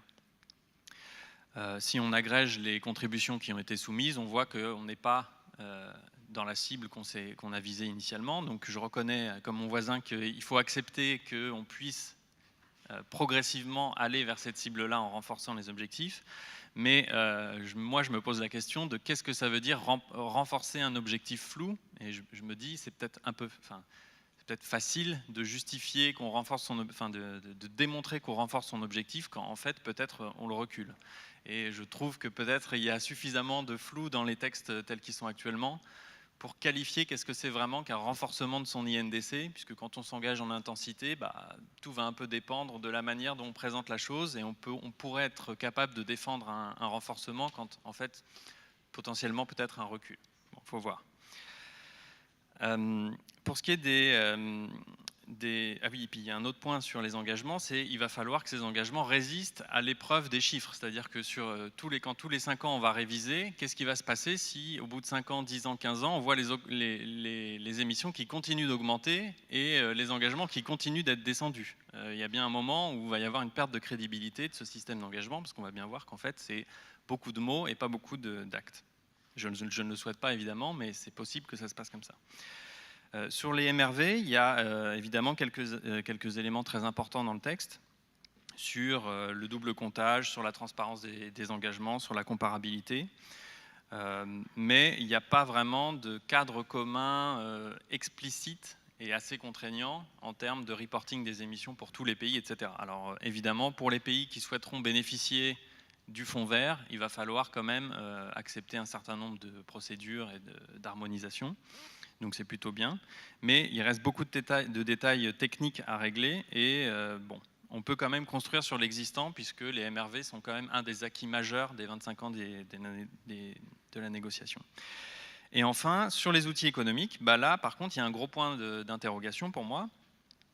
Puisque ne serait-ce que sur le fonds vert et le financement, il y a quand même l'alimentation du fonds vert qui reste un peu floue et l'accès au fonds qui demande à être clarifié et à un peu entrer en application. En parallèle, on a augmenté notre engagement puisqu'on est passé de 100 milliards à au moins 100 milliards à partir de 2020, donc il va falloir voir comment on fait. Et puis, il y a ce fameux article 6 qui sera probablement le sujet de la discussion pas cet après-midi, on n'est pas dans le temps climatique là, donc ce matin en deuxième partie, donc je ne vais pas en parler trop, mais la question que je voudrais voir répondre tout à l'heure, c'est est-ce qu'il y a vraiment dans ce protocole de Paris la création d'un cadre utile qui permet d'avancer sur les instruments économiques et notamment d'accélérer, de mettre en place ce virage économique, ce virage dans la prise en compte économique des émissions de gaz à effet de serre. Par exemple, le protocole de Kyoto avait indirectement créé ou entraîné la création du marché européen d'échange de quotas, qui est quand même ce qui tarifie majoritairement nos émissions de CO2 en Europe. On pourrait critiquer ou défendre, enfin on pourrait parler plus longtemps de ce système-là, mais ce n'est pas le but aujourd'hui. L'articulation entre Kyoto et EU ETS, donc entre le système de quotas européen et Kyoto, était évident puisque les quotas européens étaient adossés aux quotas créés par le protocole de Kyoto. Donc là, le lien était évident. Par contre, quand on lit l'article 6 aujourd'hui, certes, il permet assez explicitement de faire du mécanisme de projet. Par contre, il ne permet pas explicitement de raccrocher ce mécanisme de projet à quelque chose de sérieux sur des quotas ou quelque chose comme ça. Donc il faut voir si là l'innovation politique ou économique va être capable de trouver une nouvelle forme pour cet adossement au cadre international. Donc voilà, en conclusion, vous voyez que la question du temps elle est cruciale comme on l'a vu, et donc la question qui reste ouverte, c'est est-ce que l'accord de Paris va permettre une accélération et un virage à la fois sur le fond et sur cette dimension temporelle. Et je voudrais terminer sur une note un peu plus positive en disant qu'il s'est quand même passé, l'avantage d'avoir 25 ans qui se sont déroulés, c'est que quand même il s'est passé des choses et on peut voir des choses positives, notamment des progrès dans les connaissances scientifiques, c'est-à-dire que plus le temps va passer, plus on va être capable de mesurer nos émissions, nos impacts, et de projeter des trajectoires et donc d'avoir une cible plus efficace. Il y a eu aussi des progrès techniques et économiques, on pourrait parler d'une diminution des coûts des renouvelables par exemple. Il y a des progrès en termes de compréhension des co-bénéfices liés à l'action climatique, les pollutions locales liées au charbon par exemple, et puis il y a tout ce qui est les instruments économiques qui ont été mis en place suite à la mise à l'action climatique, comme le système européen des quotas, comme les mécanismes de projet, qui représente, selon moi, un signal pour une réduction efficace, premièrement. Deuxièmement aussi, une source de financement. Et donc, on voit que là, quelque part, les outils économiques peuvent être un des moyens de résoudre cette question qui n'a pas été réglée des 100 milliards, etc. Et puis, de manière plus implicite, les mécanismes de tarification des émissions, ils crédibilisent quelque part les engagements qu'on a pris et ils obligent quelque part à passer dans les actes les engagements qu'on a pris au niveau politique. Donc voilà, merci à tous. Merci Raphaël. Donc les derniers intervenants de la table ronde, oui, là maintenant on est coordonné avec les microphones au moins, déjà ça. Et Mathieu Glachan de l'école des mines. Peut-être, je ne sais pas quelle était l'idée que tu voulais mettre en avant, mais étant donné aussi tes intérêts de recherche, un mot sur les questions d'innovation et de nouvelles technologies dont on a parlé, surtout dans les clivages nord-sud peut-être. Ok, oui. Donc merci pour l'invitation d'abord. Surtout que le lieu, moi j'adore les boiseries. Et le public aussi, bien sûr. Donc effectivement, on m'avait fait une commande sur les technologies parce que j'étais censé participer à la table ronde numéro 2, mais pour des raisons d'emploi du temps, d'autres intervenants, je me retrouve dans la table ronde numéro 1. Du coup, je suis un peu plus loin de mes bases parce que personnellement, je n'ai pas passé, en tant que chercheur, énormément de temps à réfléchir à la géopolitique de l'accord. Je suis, moi, un spécialiste de l'économie de l'innovation et des transferts de technologie et des liens que ça a avec la négociation climatique. Donc, j'ai un prisme plus étroit. Bon, malgré tout, je suis en table ronde numéro 1, donc je vais quand même dire en 1 minute ce que je pense de l'accord et après je passerai aux technologies parce que de ce point de vue-là, elle me semble assez illustrateur de ce qu'on peut attendre pour le futur. Bon, pour moi, cet accord, on est 1 mois après, donc c'est bien de faire ça 1 mois après, on est un peu calmé. Donc on a un accord qui est un accord cadre, donc qui fournit un cadre, ça a été dit à multiples reprises, qui fournit un cadre pour remplir le cadre. Okay. Donc on va pouvoir y mettre des objectifs particuliers de pays, on va pouvoir y mettre des outils, on va pouvoir y mettre de la finance, on va pouvoir y mettre du monitoring, etc. La grande avancée, c'est que cet accord, il est universel, et donc en particulier, il remet en cause ce divide, ce schisme, c'est un peu religieux schisme, entre les pays du Sud et le pays du Nord, dans lequel s'était installée la négociation jusqu'à présent. Donc il est universel, c'est le deuxième adjectif. Bon, et par ailleurs, c'est un cadre qui est vide. C'est-à-dire que vous regardez ce qu'il y a dedans, les 2 degrés, c'était déjà acquis, hein, on a décidé de faire ça à Copenhague. Donc on a ajouté 1,5 degré, mais les gens disent que c'est un objectif un peu factice, donc on est sur du 2 degrés, c'est Copenhague. On a mis dedans 100 milliards, 100 milliards, c'est ce qu'on avait déjà décidé à Copenhague. Je rappelle que Copenhague, c'est 2008. 2009, donc il y a 6 ans. Et puis, il y a des INDCs, donc ces promesses de pays plus ou moins formulées dans des termes plus ou moins précis de réduire leurs émissions. Et donc ça, c'était pas tout à fait décidé à Copenhague. On avait déjà commencé à définir des INDCs à Copenhague. Vous pouvez regarder le document de Copenhague. Là, ils sont plus nombreux, mais c'était acquis avant la COP 21. Ça a été fait pendant l'année qui précède. Ceci dit, c'est une avancée majeure qui est quand même articulée profondément à la COP 21, puisqu'on l'avait fait dans la perspective de la COP 21. Bon, en gros, cette affaire est une coquille vide, si on regarde le verre à moitié vide. Ou à moitié plein, c'est un verre à moitié plein, donc si on le regarde de manière positive, c'est un cadre qui va permettre de progresser. Si on le regarde de manière négative, c'est une coquille vide. Donc la question, c'est qu'est-ce qui va se passer maintenant? C'est le futur. Okay, la question, c'est on va remplir ce truc. Voilà. Et là, du coup, on fait de la prospective. Et la prospective, c'est un exercice qui est quand même compliqué. Et donc, c'est normal qu'il y ait des divergences de point de vue sur cet accord à ce niveau-là. Je pense que sur le fait que c'est un accord cadre universel, et qu'il n'y a pas grand-chose de nouveau, c'est assez difficilement attaquable. La question, c'est est-ce que ce cadre va permettre de créer une dynamique? Okay, voilà. Bon. Et donc, moi, ce que je connais, c'est la technologie. Je vais finir là-dessus. Sur la technologie, donc on négocie sur la technologie depuis 92. Dans la convention cadre, il y avait déjà une convention cadre en 92. Dans la convention cadre, c'était un engagement, le 4e, un engagement très important de promouvoir le développement et la diffusion des technologies. Dans l'accord de Paris, il y a un article 10 sur ce sujet qui reprend quasiment ce qui est dans la Convention 4. Donc il n'y a aucun progrès dans la négociation sur la technologie dans l'accord de Paris. Du coup, on pourrait être un petit peu désespéré puisqu'on a discuté de ce sujet depuis 24 ans. Donc non pas 20 ans, 92, ouais, je pense que c'est ça, 24 ans. Et finalement, moi, ce que j'ai fait avec des collègues de la LSI et de l'OCDE, c'est qu'on a été regarder ce qui s'était passé sur le terrain en termes de diffusion des technologies, et ce que les technologies ont diffusé. Et la surprise, c'est que les technologies ont diffusé. Alors, je ne vais pas citer énormément de chiffres, mais je vais en citer quand même deux. Par exemple, 15% des brevets protégeant des technologies bas carbone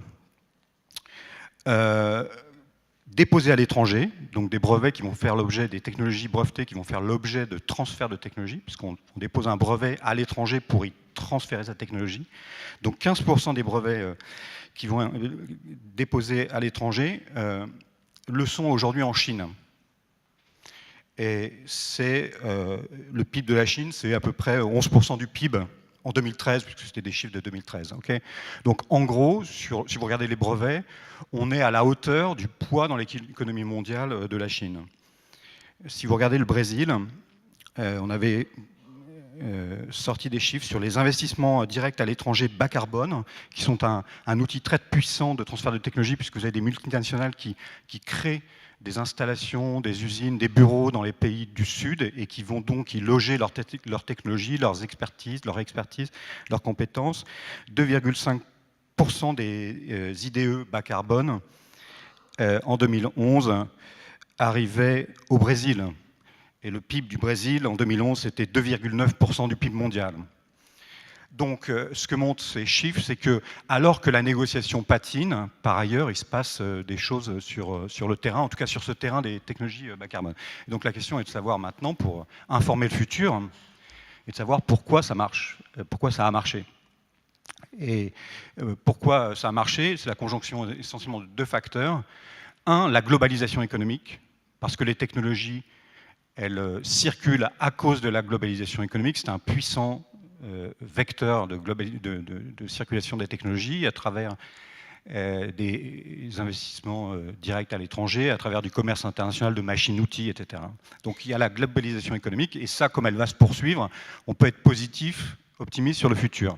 La deuxième raison, c'est que la demande pour les technologies vertes, elle ne tombe pas du ciel, elle est créée par des politiques climatiques, et par des politiques climatiques, par des objectifs de réduction dans des pays. Et donc, il y en a eu depuis 25 ans. Cette diffusion des technologies, elle a été largement alimentée par le mécanisme de développement propre et les politiques climatiques en Europe, au Japon. Et donc la grande question pour le futur, c'est les INDCs. De mon point de vue, c'est les INDCs, c'est-à-dire est-ce que les pays vont sévériser leurs INDCs? Et là, on est dans la prévision pure. Et moi, je suis personnellement très pessimiste. Enfin, je ne suis pas un spécialiste du tout, je le redis. Hein. Ne me croyez pas. Vous pouvez avoir une opinion très très différente. Mais penser que des INDCs qui aujourd'hui nous amènent sur du, je sais pas, on dit du plus 3 degrés, vont être sévérisés. Moi, ce que j'ai vu dans le passé, c'est plutôt des promesses qui ont été faites par certains pays qui n'ont pas été tenues. Parce que je vous signale qu'il y a aussi un scénario possible, c'est que les INDCs d'aujourd'hui ne soient pas respectés. C'est assez courant dans la régulation internationale qu'on ne respecte pas ces engagements. Sur l'aide publique au développement, il y a des décennies et des décennies de promesses de milliards d'euros qu'on transfère dans le Sud et qui ne sont jamais respectées. Donc, moi, personnellement, c'est subjectif aussi, j'ai un certain pessimisme sur la capacité des pays à faire progresser leur INDCs. Voilà.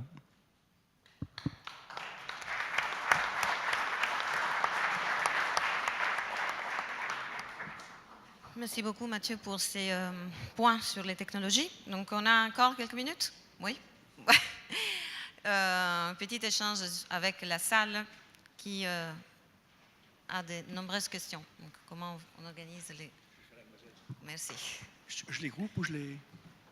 Oui. On va peut-être grouper les questions parce qu'on a un petit problème d'horaire quand même. Pas beaucoup de temps. Et moi, je vais faire la demoiselle qui passe les micros. Les questions sont courtes. Bonjour. Beaucoup de questions, effectivement, mais je vais en poser qu'une. Je ne comprends pas comment vous pouvez dire qu'on a sacrifié le court terme, parce que dans cet accord, ce qui est magnifique, c'est qu'on ne va pas attendre 2020, il y a au contraire beaucoup de choses dans la décision qui concernent le court terme. La première date, c'est le 4 avril 2016. Ensuite, le rapport du GIEC, qui est un pivot pour faire justement la mesure des écarts avec le 1,5 degré, c'est 2018. Et le plan des États qu'ils doivent faire, des plans stratégiques, c'est 2020. Et ce n'est pas en plus des plans d'État, c'est des plans concertés parce qu'il y a un bilan mondial. Et donc, non, la force de cet accord, je pense, c'est justement le court terme qui prépare la suite. Merci Dominique. Allez-y. Si vous pouvez vous présenter aussi. Je suis René Bocobza, je suis un ingénieur civil de formation à la retraite et je m'intéresse à ces questions en tant que citoyen. Et la question va se poser sur ce plan-là. Et j'ai relevé qu'il n'y avait que M. Morel qui a parlé de cette dimension. Vous avez introduit le colloque sur le côté économique, mais tous les intervenants ont bien précisé que cet accord planétaire, pour sa réalisation, va concerner chaque pays en particulier. Et pour nous, en France, en tout cas, il y a une dimension qui n'a pas été suffisamment mise en exergue, c'est celle de la mobilisation de la société. Vous ne mobiliserez pas des sommes et tout ça sans intéresser toutes les institutions, les pouvoirs publics d'État et locaux, les entreprises et les citoyens. C'est eux qui, en définitive, paieront avec leurs impôts les frais. Et, chose très importante, dimension, on va demander à toutes ces parties de modifier leur comportement. Et là, on sait que ce n'est pas facile, c'est du long terme, au mieux du moyen terme et plus vraisemblablement du long terme. Donc, il faut commencer le plus tôt possible. Merci. Philippe Moisan. Merci François Moisan. ADEME. Oui, j'avais une question. Romain Morel, pardon, a dit que l'accord laissait la possibilité à des pays d'avancer entre eux, je dirais. Est-ce que vous pensez, ça s'adresse peut-être à l'ensemble de la table ronde, que les conditions de l'accord de Paris permettraient peut-être plus facilement d'avoir des dispositions de protection aux frontières qui permettraient justement à ces pays d'avancer par rapport aux règles de l'OMC? Il n'y aura pas de deuxième tour. Hein. J'avais vu une main à gauche. Oui, Bruno Rebel, je suis plutôt un praticien du développement et de l'accompagnement, notamment des territoires. Je me pose la question de savoir s'il vaut mieux voir le verre à moitié vide et désespérer les capacités d'action des acteurs, ou plutôt le voir à moitié plein et encourager une dynamique de transformation positive, même si on sait très bien que le chemin est encore long. Merci. Dernière question. Oui. Jacques Trainer, physicien. Je partage le pessimisme de Mathieu Glachan, mais ce n'est pas ça que je voulais poser comme question. C'est une question pour des économistes. Est-ce que quelqu'un peut faire le point du mouvement Disinvest ? Disinvest. Tiens, je te rends le crachoir. Oui, c'est plutôt les intervenants. Donc, j'invite à reprendre peut-être quelques-unes des questions, chacun y mettant peut-être sa spécialité. Oui, moi je voudrais dire tout de suite que bon, c'est peut-être le format des 10 minutes et tout ça, enfin des trucs très courts, mais arrêtons d'être je suis optimiste, je suis pessimiste. Non, on n'est ni optimiste ni pessimiste. Je crois que moi, personnellement, je me sens à la fois, enfin, j'essaye, peut-être que je n'y arrive pas, mais d'être à la fois lucide et combative.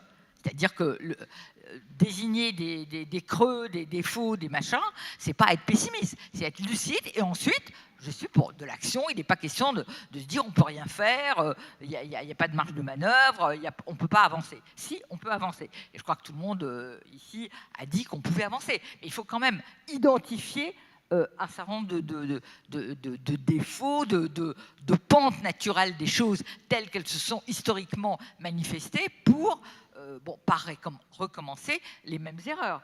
Je crois que c'est un peu ça. Alors, la question des possibilités d'accord à peu, ou bien du fait que des pays puissent aller plus loin. Mais justement, oui, il y a des possibilités, et je crois que c'est ça qu'il faut. Mais est-ce que monsieur, vous avez insisté sur la question de la société civile? Je crois qu'effectivement, tout l'accord est suspendu d'une certaine façon. Enfin, les chances d'avancer très progressive, que ce soit quelque chose qui avance beaucoup, etc., c'est suspendu à l'action des sociétés civiles, c'est sûr. C'est-à-dire que si, aujourd'hui, dans un certain nombre de pays, les incohérences, les contradictions, les schismes, puisqu'on a utilisé ce terme, sont pointés par des fractions importantes de la société civile, ils ne seront pas possibles et on ira plus loin, etc.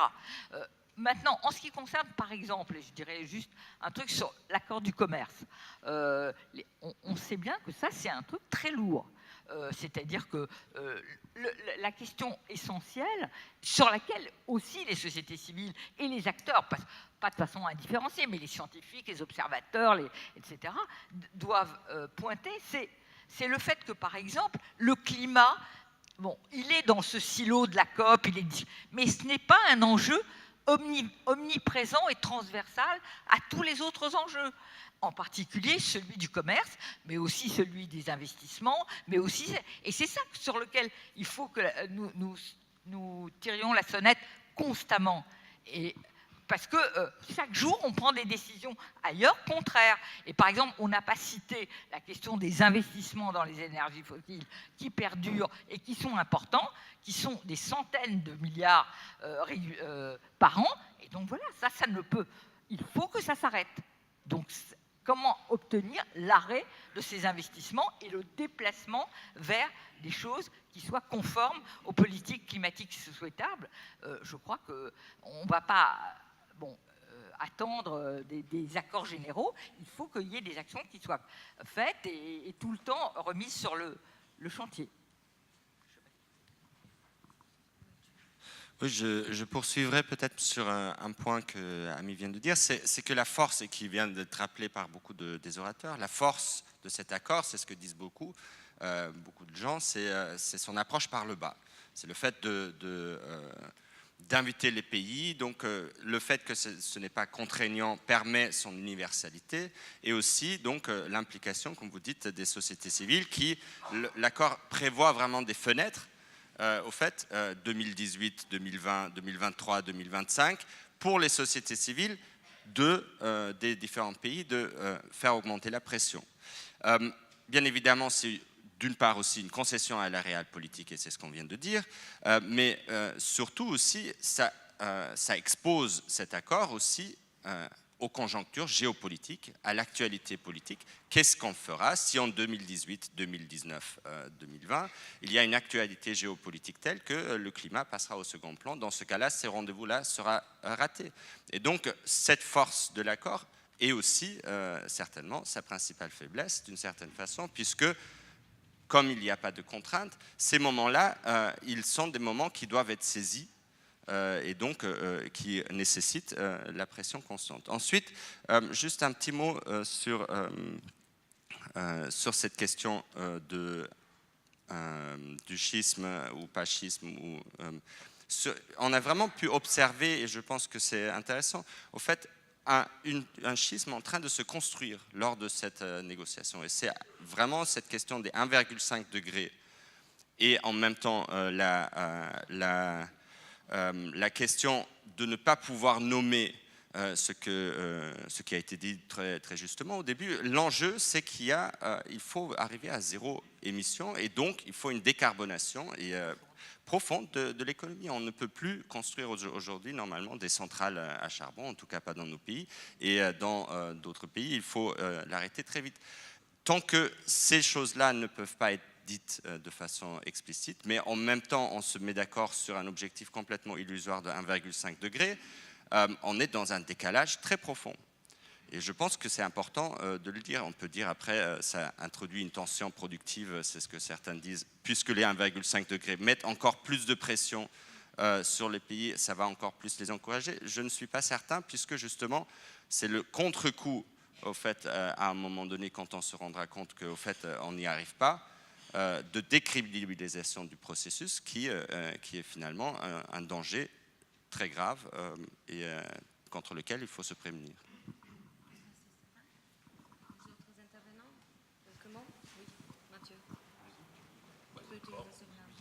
Merci. Oui, je pensais si on fait suffisamment au court terme et si on fait ce qu'il faut, en fait.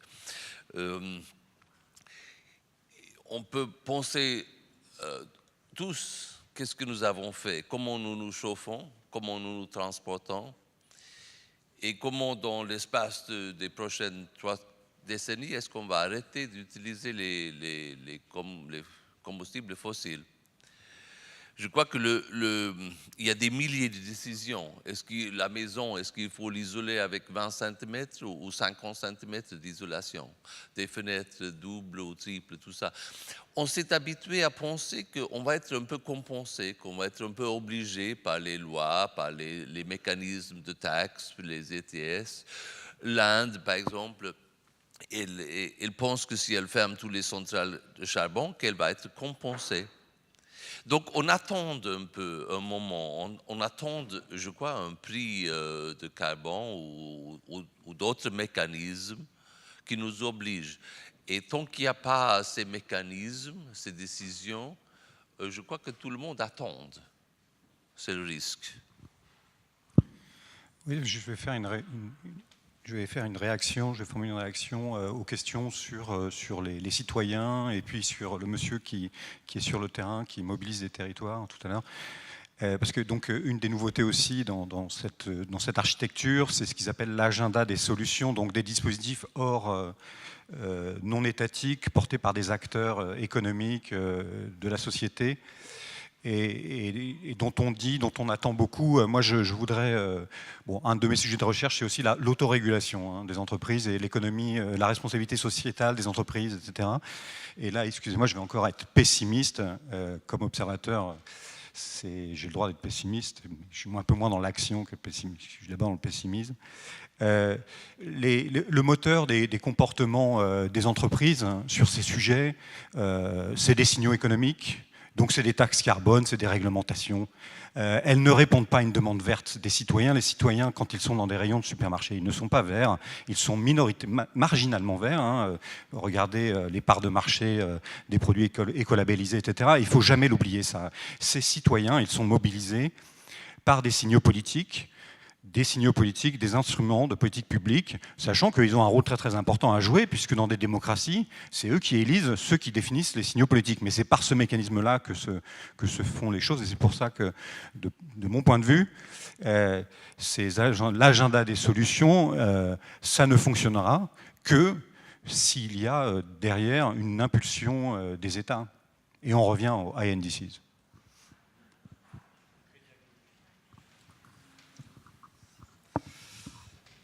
Je vais essayer d'aller rapidement, mais essayer de traiter l'ensemble des questions, et notamment le désinvestissement, j'irai à la fin, puisque je travaille notamment sur les questions financières. Finalement, il faut arrêter d'essayer d'avoir un objet, quel qu'il soit, que ce soit une négociation, un accord, une politique, qui résolve tous les problèmes. Oui, il y aura besoin du politique, mais le politique ne va pas sans la mobilisation de la société civile, qui aussi a une boucle de rétroaction avec le politique, qui va aussi dépendre des autres pays, etc.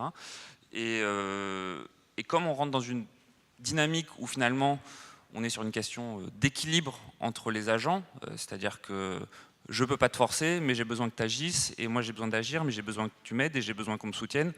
Et moi en tant que politique, j'ai besoin qu'à la prochaine élection, on ne vienne pas me sanctionner parce que j'ai osé mettre en place une politique avec une taxe carbone, etc., etc.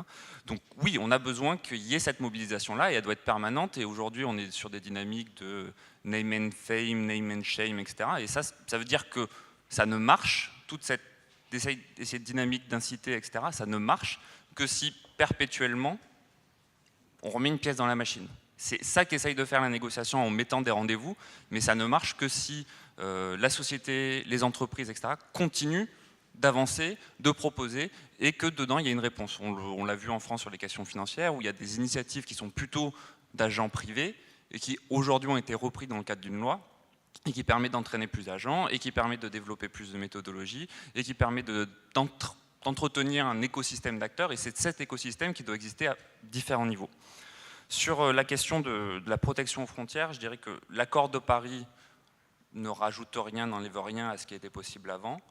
Là où ce qu'on voit, ce qu'on sent, c'est qu'il y a une incitation, et on l'a vu un peu avec l'accord Chine-USA, avec la déclaration Inde-USA, etc. C'est que sur des questions, avec la Clean Air Coalition, etc., sur des questions précises, on imagine qu'il y a des pays qui ne vont pas attendre de se mettre à 195 et qui disent « nous, on veut avancer sur ces questions-là ». Et éventuellement on va céder, on va collaborer, etc. Et ça existe sur l'adaptation et des choses comme ça. C'est plutôt dans cette dynamique-là. Après, la question de savoir si on met quelque chose aux frontières, c'est presque plus une question nationale aujourd'hui, et internationale avec l'OMC, mais ça ne se traite pas forcément dans l'accord. Et sur la question du désinvestissement, en fait, le désinvestissement, c'est le fait qu'un acteur financier s'engage à ne plus investir ou à désinvestir ce qu'il avait dans des énergies fossiles ou dans une des énergies fossiles. Souvent, c'est le charbon. C'est une question qui a beaucoup de présence médiatique ces derniers mois, qui s'explique par différentes raisons, parfois éthiques, parfois économiques, parfois notion de prise de risque, etc. Il y a eu pas mal d'acteurs un peu importants et symboliques qui se sont engagés sur ça. Aujourd'hui, si on regarde vraiment les marchés financiers, ça reste une poussière dans l'océan. Ce qui commence à prendre forme, et c'est ce qui est dans l'accord, c'est la notion d'alignement. Et comment est-ce que les investissements que je fais aujourd'hui, comment mon portefeuille que j'ai aujourd'hui est prêt à un monde qui évolue vers quelque chose de plus bas carbone. Ça peut impliquer dans une certaine mesure de désinvestir, mais il paraît assez utopique aujourd'hui de dire que tout le monde peut désinvestir. Par contre, tout le monde peut essayer de réfléchir de comment je vais investir dans le futur, est-ce que je vais faire de moins en moins de charbon, de moins en moins de pétrole. Et les marchés financiers ont pas réagi. Alors moi j'avais vu des chiffres un peu différents où justement le lundi après la COP, les sociétés charbonnières avaient plutôt pris du moins 5-10%. Enfin les sociétés charbonnières, pour des raisons qui sont liées au climat et d'autres qui ne le sont pas, elles ont pris moins 80% en quelques années. Enfin voilà. Donc on peut dire que l'économie ne réagit pas, etc. Aujourd'hui elle réagit un petit peu. Voilà. Merci.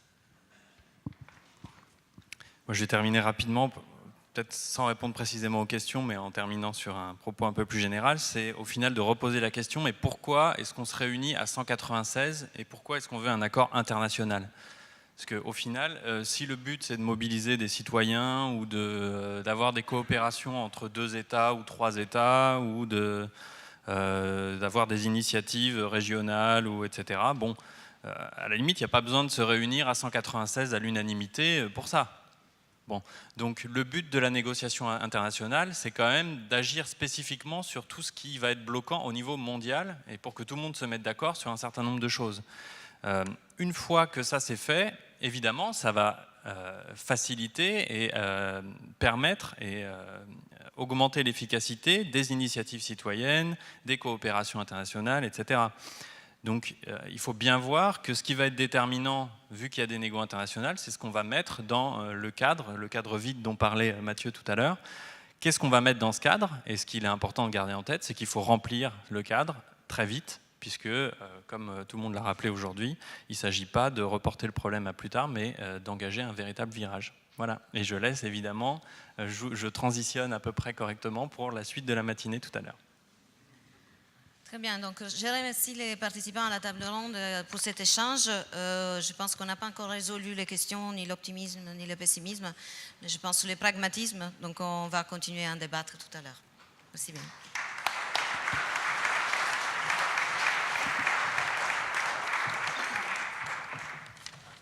Bon, comme on a un petit peu de retard, on va essayer de réduire un tout petit peu la pause qui avait été prévue pour une demi-heure et on va faire un quart d'heure de pause et on redémarrera à l'heure, à l'admi, peut-être un peu après l'admi, mais pas à moins le quart.